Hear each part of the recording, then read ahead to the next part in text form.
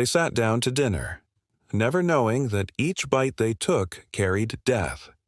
The clinking of silverware, the warm candlelight, the smell of roasted meat, all hiding a secret prepared by the enslaved cook, Dinah.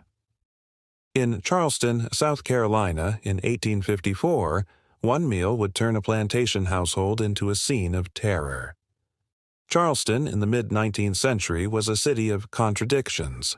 On the surface, it glimmered with wealth, grand mansions, cobblestone streets, and the air thick with the scent of rice and indigo shipments leaving its bustling harbor. Charleston was known as the crown jewel of the South, but beneath that glittering facade lay a system of unimaginable cruelty: slavery. And at the center of one household in 1854 stood a woman named Dinah. She was not free. She was not paid. She was the enslaved cook, forced to labor in the sweltering kitchens of her master's home. Cooking was not a choice for Dinah. It was survival.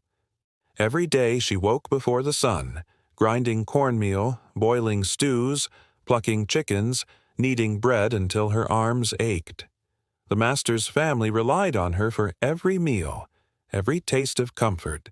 To them, she was invisible except when something went wrong. But in the kitchen, hidden from their gaze, Dinah held a quiet power, for it was she who prepared every bite that entered their mouths. And in a world where she was denied every other form of control, that knowledge burned within her. The life of an enslaved cook was grueling. The kitchen was hot, sweltering, summer heat mixing with the fire of the open hearth. Her skin was damp with sweat, her lungs stung from smoke, and her hands were scarred from burns. There was no rest.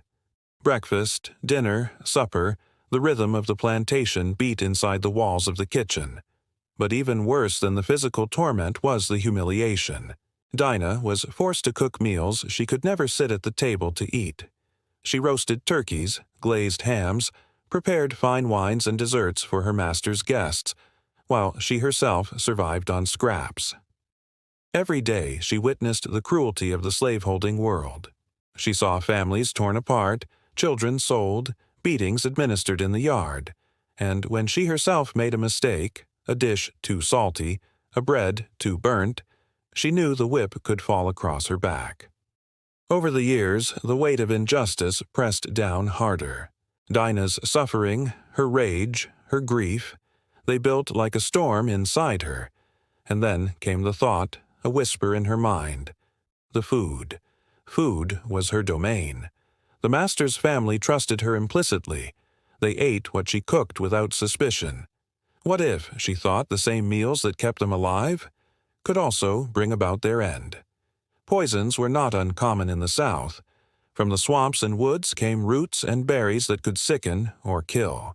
Rat poison, arsenic, laudanum, all substances sometimes found their way into homes, and enslaved people who tended fields and herbs often knew what plants could heal and what plants could harm.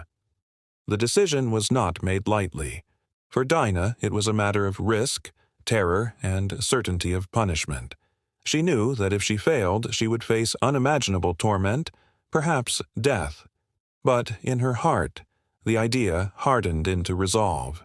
For all the beatings, all the hunger, all the nights she lay awake listening to the cries of others enslaved, Dinah would take her vengeance at the dinner table. The night of the meal came like any other. The Charleston house was filled with the scent of roasting meat and baking bread. The master's family dressed for dinner, their silk gowns and coats rustling, their voices echoing through the halls. But in the kitchen, Dinah worked with a different intensity.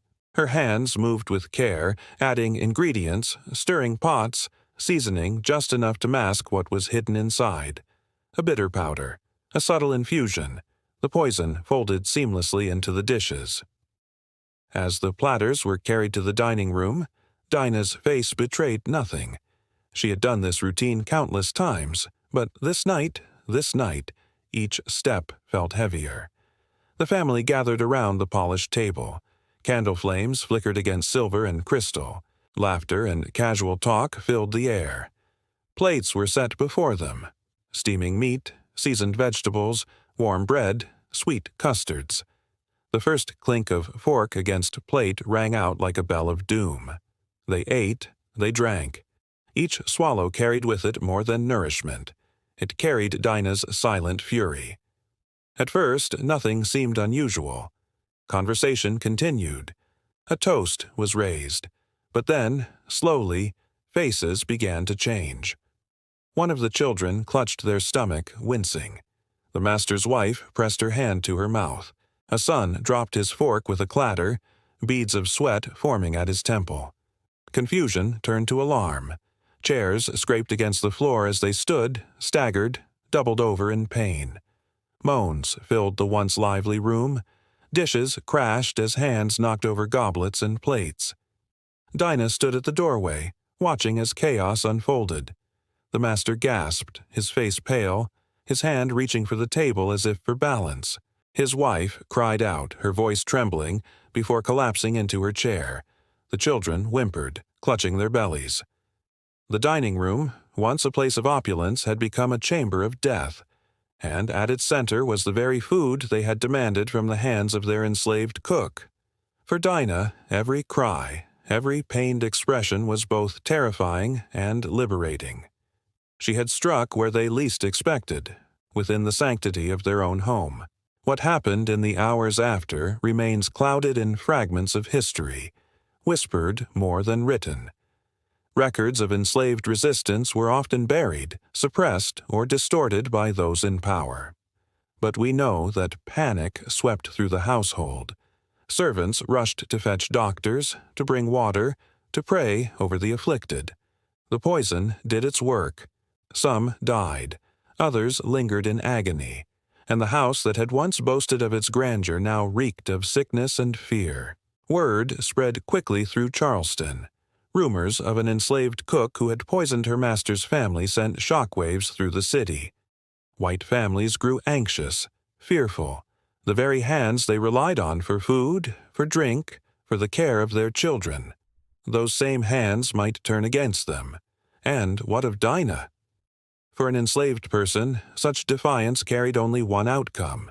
She would have been seized, interrogated, and brutally punished.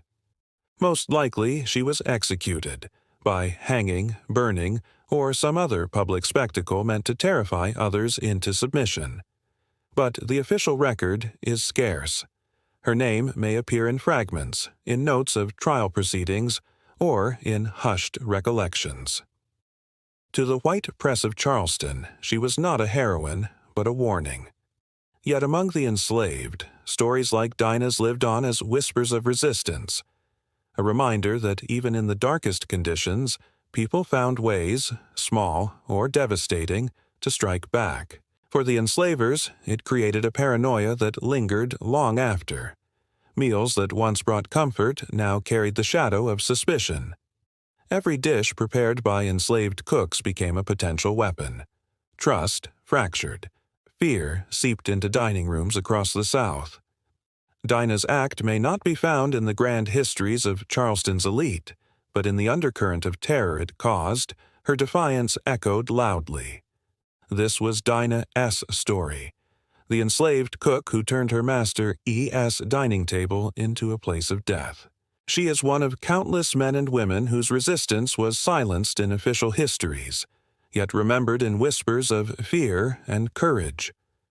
What does it mean that the only power left to her was through food, the very thing that sustained life?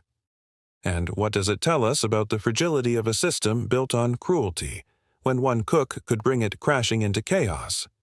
If you want more stories like this, dark, untold histories that reveal the hidden truths of the past, watch this playlist here. And don't forget to subscribe, so you never miss the stories history tried to erase.